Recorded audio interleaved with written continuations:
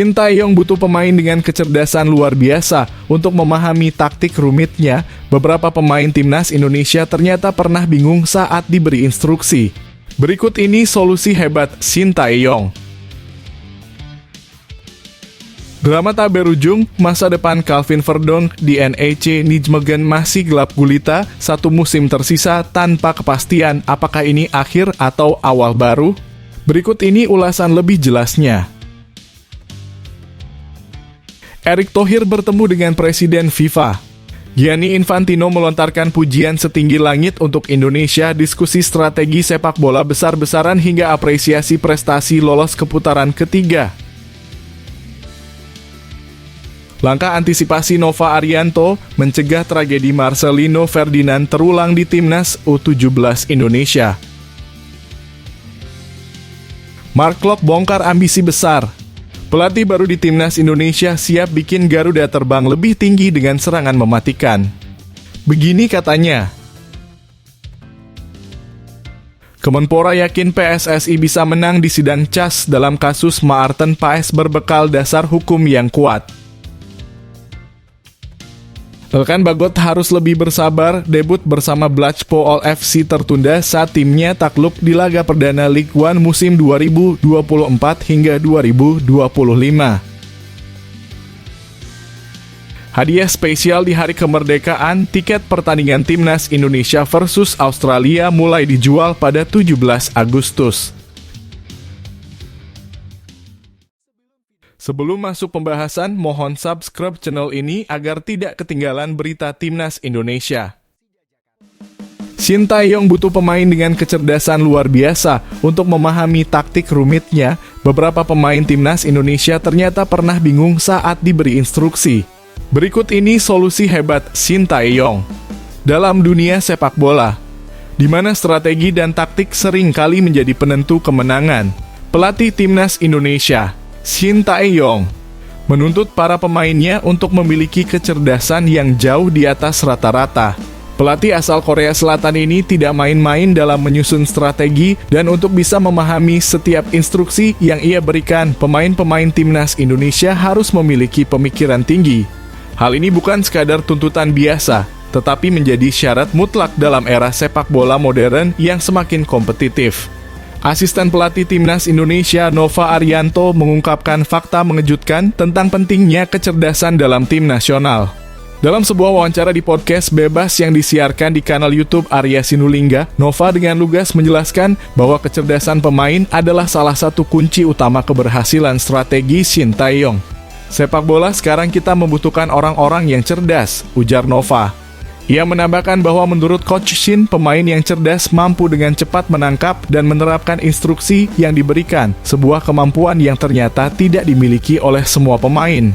Nova bahkan bercerita tentang situasi di mana ada beberapa pemain di Timnas Indonesia yang ternyata memiliki pemikiran rendah. Hal ini terungkap saat Shin Tae-yong melakukan analisa mendalam terhadap kemampuan mental para pemainnya. Hasilnya, ternyata ada pemain yang kecerdasannya berada di level bawah yang membuatnya tidak mampu memahami instruksi yang kompleks.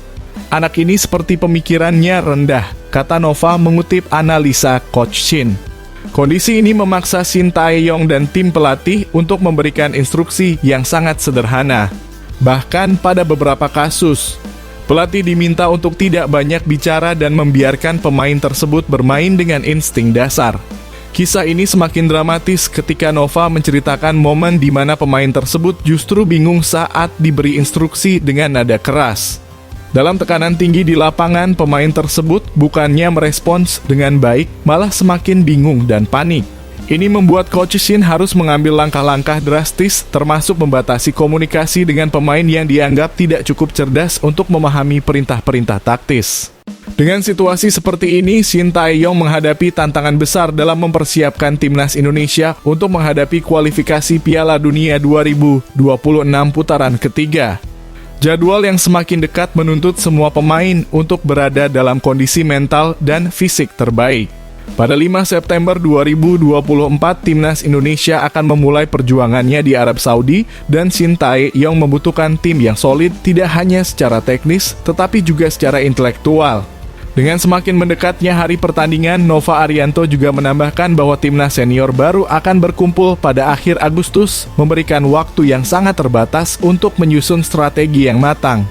Tantangan yang dihadapi Shin Tae-yong semakin kompleks, tidak hanya dari segi taktik, tetapi juga dari kemampuan para pemain untuk menangkap dan menerapkan instruksi yang bisa menentukan nasib mereka di panggung internasional. Kisah ini menjadi pengingat betapa pentingnya kecerdasan dalam sepak bola modern. Bukan hanya skill di lapangan yang dibutuhkan, tetapi juga kemampuan berpikir cepat dan tepat.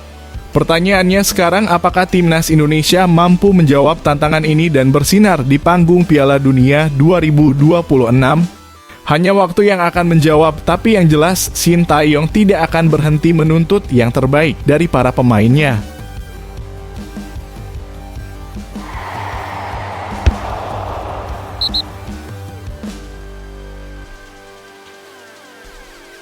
Drama tak berujung, masa depan Calvin Verdonk di NEC Nijmegen masih gelap gulita, satu musim tersisa tanpa kepastian apakah ini akhir atau awal baru. Berikut ini ulasan lebih jelasnya. Dalam sebuah perkembangan yang mengejutkan dan mengundang tanda tanya besar, masa depan Calvin Verdonk, bek kebanggaan timnas Indonesia di NEC Nijmegen masih terselimuti awan misteri yang tebal. Meski kontraknya tinggal tersisa satu musim, hingga kini tak ada tanda-tanda perpanjangan kontrak yang jelas dari pihak klub.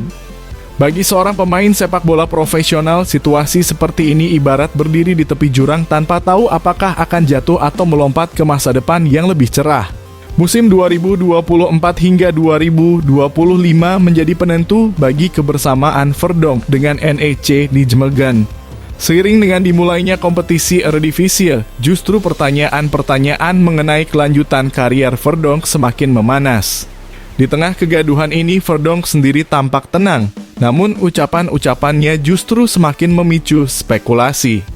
"Saya masih punya musim ini," katanya dengan nada santai, namun di balik kalimat sederhana itu, tersembunyi ketidakpastian yang luar biasa. Pernyataan ini ia ungkapkan dalam sebuah wawancara yang diunggah di kanal YouTube RN7 pada 15 Juli 2024, seolah ingin menunjukkan bahwa ia belum menyerah, tetapi juga belum memastikan langkah berikutnya. Ketika disinggung tentang kontrak baru, Verdonk menjawab dengan jawaban yang membuat hati para penggemarnya berdebar-debar, belum ada kesepakatan. Bagaimana bisa seorang pemain sekelas Verdonk masih terjebak dalam negosiasi tanpa ujung? Lebih mengejutkan lagi, saat ditanya tentang peluang berkarier di luar Belanda, Verdonk dengan polosnya mengakui bahwa tidak ada tawaran yang datang menghampirinya. Ini tentu menjadi tanda tanya besar, bagaimana mungkin seorang pemain dengan reputasi internasional seperti Verdonk tak dilirik oleh klub-klub luar negeri? Dengan Eredivisie 2024 hingga 2025 yang sudah dimulai, misteri tentang masa depan Verdonk semakin menyesakkan. Pemain berusia 27 tahun ini mengakui bahwa ia masih dalam pembicaraan dengan manajemen klub, tetapi tak ada keputusan yang sudah pasti. "Saya tidak keberatan tinggal di sini selama 1 tahun lagi," ujarnya. Namun di balik kata-katanya, ada perasaan was-was yang tak bisa disembunyikan. Verdonk kini berada di persimpangan jalan yang penuh dengan ketidakpastian. Apakah ia akan tetap di NEC Nijmegen atau akan mencoba peruntungan di tempat lain? Hanya waktu yang akan menjawab. Satu hal yang pasti, seluruh mata kini tertuju padanya, menunggu keputusan yang akan menentukan arah masa depannya.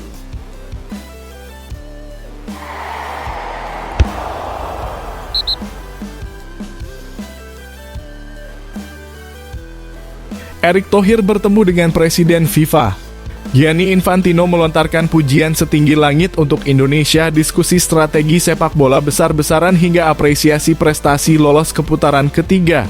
Dalam sebuah pertemuan yang mengejutkan dunia sepak bola, Presiden FIFA, Gianni Infantino, tidak hanya memberikan pujian, tetapi juga memuji Indonesia dengan cara yang tak terduga setelah berdiskusi dengan Ketua Umum PSSI, Erick Thohir, di sela-sela Olimpiade 2024 di Paris.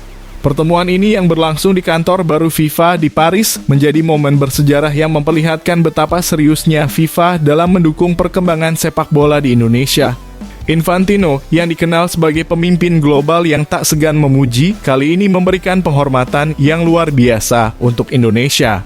Ia tak hanya senang menjamu Erick Thohir di kantor FIFA, tetapi juga mengungkapkan kebanggaannya bisa berdiskusi langsung tentang cara memperluas kesempatan bermain sepak bola di negara yang ia sebut indah ini.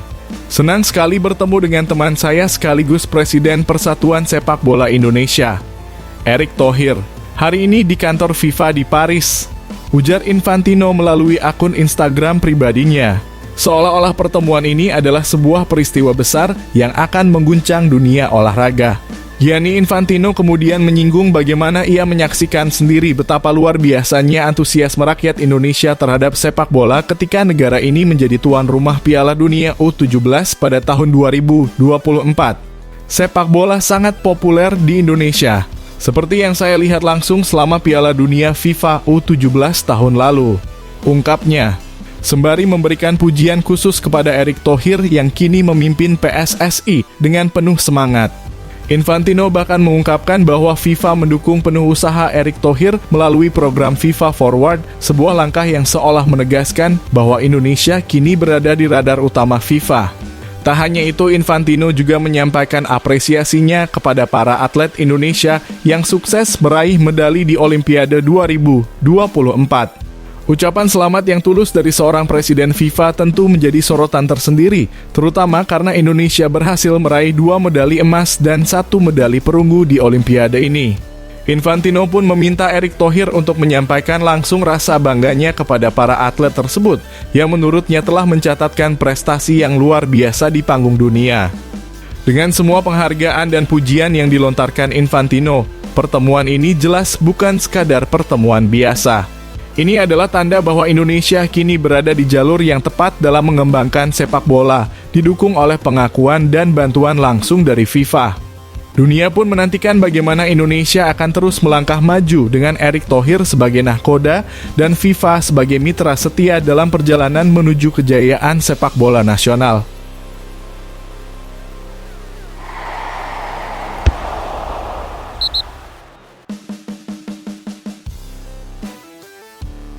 Langkah antisipasi Nova Arianto mencegah tragedi Marcelino Ferdinand terulang di Timnas U17 Indonesia.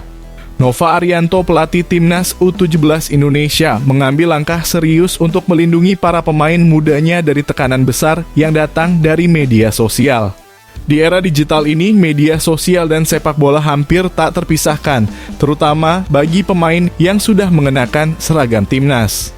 Setiap gerakan di lapangan, baik yang gemilang maupun yang kurang sempurna, akan selalu menjadi sorotan publik. Sayangnya jika penampilan pemain tidak sesuai harapan, kritik keras bahkan hujatan dari netizen bisa segera menghampiri. Nova sangat menyadari potensi bahaya ini, terutama dengan meningkatnya antusiasme publik terhadap Timnas yang berdampak pada risiko bullying di internet. Oleh karena itu, ia menegaskan bahwa tim pelatih telah memikirkan dengan matang strategi untuk melindungi para pemain muda dari dampak negatif media sosial. Salah satu langkah penting yang diambil Nova adalah membatasi penggunaan media sosial bagi para pemain Timnas U17 selama mereka berada di turnamen. Fokus saya di Timnas U17 adalah untuk menjaga mereka agar media sosial tidak mengganggu konsentrasi dan mental mereka, ujar Nova Arianto. Seperti yang dilansir dari kanal YouTube Arya Sinulinga, ia menjelaskan bahwa aturan ketat ini diterapkan agar para pemain dapat tetap fokus pada permainan mereka tanpa terganggu oleh tekanan atau pujian berlebihan yang mungkin mereka terima di media sosial. Nova menyoroti bagaimana pemain yang tampil baik akan mendapatkan pujian melimpah, tetapi ketika melakukan kesalahan kecil, kritik yang datang bisa sangat menghancurkan. Ia merujuk pada pengalaman Marcelino Ferdinand, pemain muda berbakat yang sempat mengalami serangan netizen setelah dianggap tampil egois di lapangan. Menurut Nova, situasi yang dialami Marcelino sangat mempengaruhi kepercayaan dirinya, terutama saat berlaga di Piala Asia U23 edisi 2024 dan Playoff Olimpiade 2024. Marcelino bahkan sempat ragu untuk mengambil peluang di depan gawang karena takut dikritik lagi. Marcelino saat di Qatar kan sempat terkena bully karena dianggap egois. Saat di Perancis, ia seharusnya bisa langsung menendang bola, tapi ia memilih mengoper karena takut dikira egois, ungkap Nova. Dengan pengalaman ini, Nova bertekad untuk melindungi para pemain U17 dari situasi serupa. Ia ingin memastikan bahwa media sosial tidak lagi menjadi penghalang bagi para pemain untuk tampil maksimal di lapangan. Fokus utama Nova adalah menjaga mental dan konsentrasi para pemain agar mereka dapat bermain dengan bebas tanpa takut akan reaksi negatif dari netizen. Langkah-langkah yang diambil Nova ini bukan hanya tentang melindungi para pemain, tetapi juga tentang membentuk generasi baru sepak bola Indonesia yang kuat secara mental dan mampu menghadapi tekanan dari berbagai sisi, baik di dalam maupun di luar lapangan.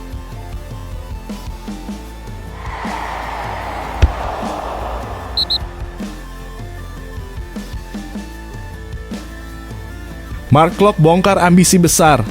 Pelatih baru di Timnas Indonesia siap bikin Garuda terbang lebih tinggi dengan serangan mematikan.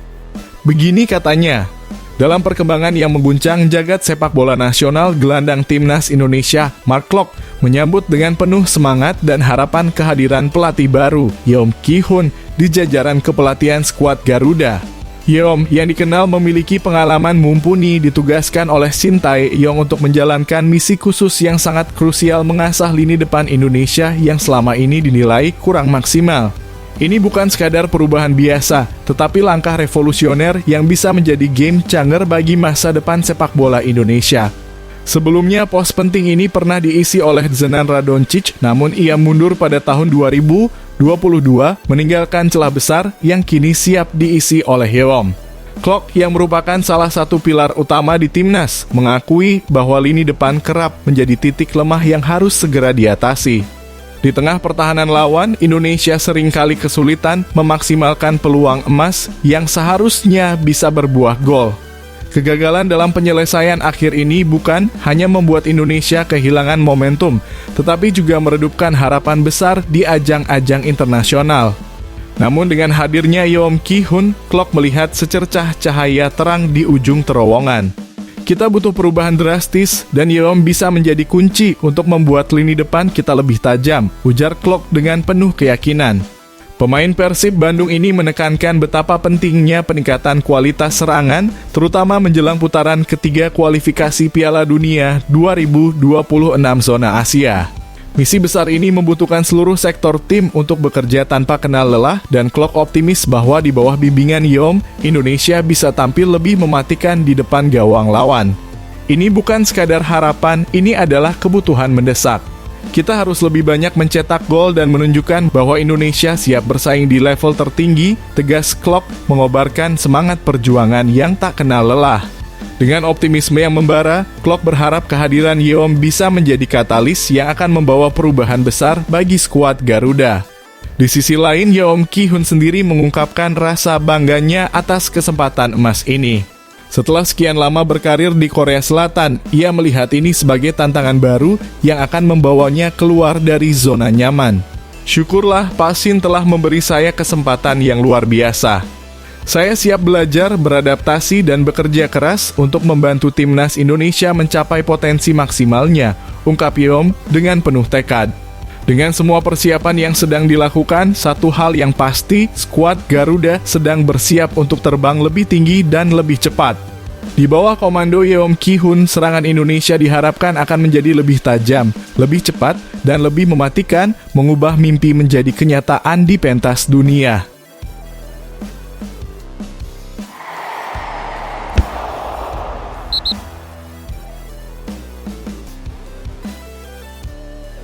Kemenpora yakin PSSI bisa menang di sidang CAS dalam kasus Maarten Paes berbekal dasar hukum yang kuat.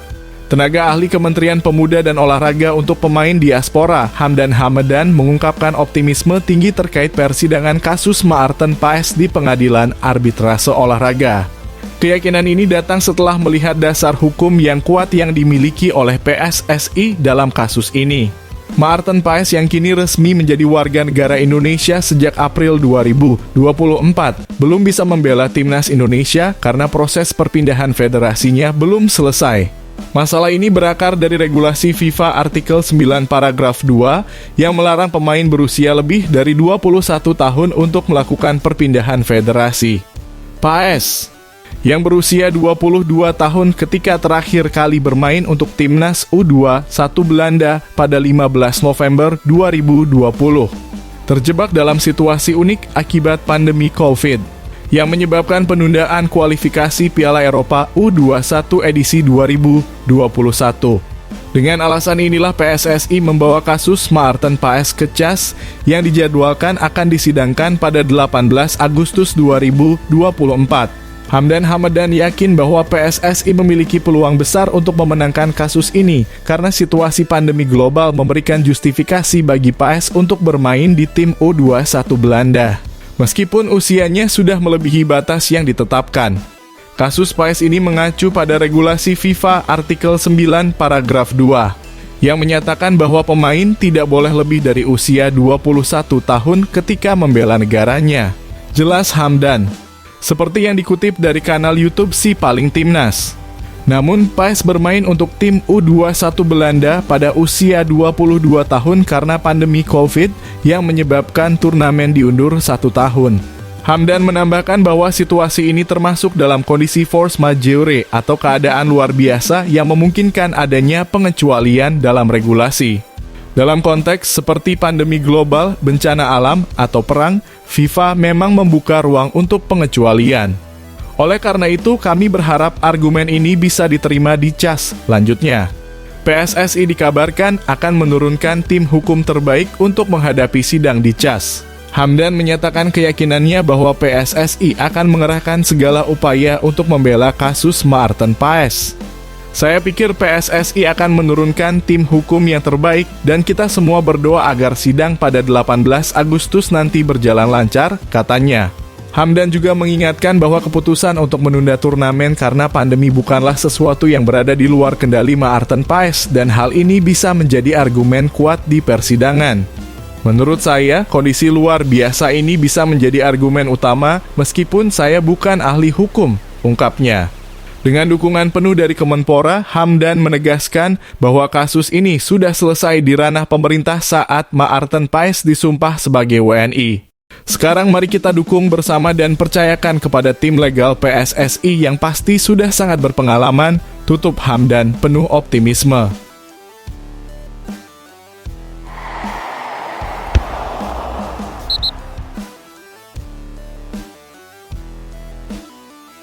Elkan Bagot harus lebih bersabar, debut bersama Blackpool FC tertunda saat timnya takluk di laga perdana Ligue 1 musim 2024 hingga 2025. Bek timnas Indonesia Elkan Bagot harus menahan diri untuk debut bersama Blackpool FC di Ligue 1 divisi ketiga Liga Inggris. Dalam laga pembuka musim melawan Crawley Town di Broadfield Stadium, Crawley, West Sussex, pada Sabtu, Bagot masuk dalam skuad, namun belum mendapatkan kesempatan bermain. Pemain berusia 21 tahun ini hanya duduk di bangku cadangan selama pertandingan berlangsung. Pertandingan itu sendiri berakhir dengan kekalahan Blackpool FC yang tumbang dengan skor 1-2. Crawley Town membuka keunggulan melalui gol Russian Hepburn Murphy pada menit ke-16. Disusul oleh gol kedua dari Armando Quitirna pada menit ke-33 dengan tendangan kaki kiri yang membuat skor menjadi 2-0 hingga babak pertama berakhir. Di babak kedua, Blackpool FC berhasil memperkecil ketertinggalan melalui gol dari pemain pengganti Ashley Fletcher, namun itu tidak cukup untuk menyamakan kedudukan. Kekalahan ini membuat Blackpool FC berada di posisi 16 klasemen tanpa poin, sementara Crawley Town menduduki peringkat kelima dengan 3 poin. Pada laga berikutnya, Blackpool FC akan bertandang ke Pirelli Stadium untuk menghadapi Burton Albion pada pekan kedua, Selasa 13 Agustus. Banyak yang berharap bahwa Elkan Bagot akan mendapatkan kesempatan debutnya di pertandingan tersebut. Kita tunggu saja perkembangan selanjutnya.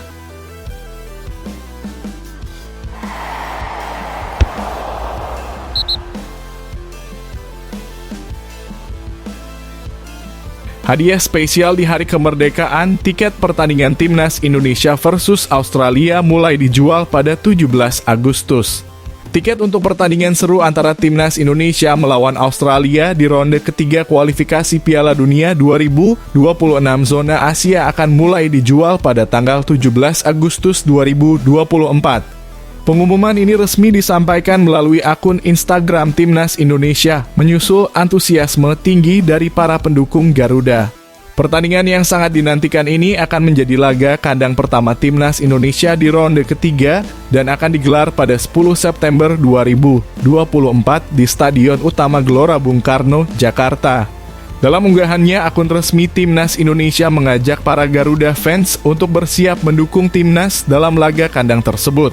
Garuda fans bersiap dukung Timnas di partai kandang Garuda The Final World Cup Asian Qualification Round, tulisnya.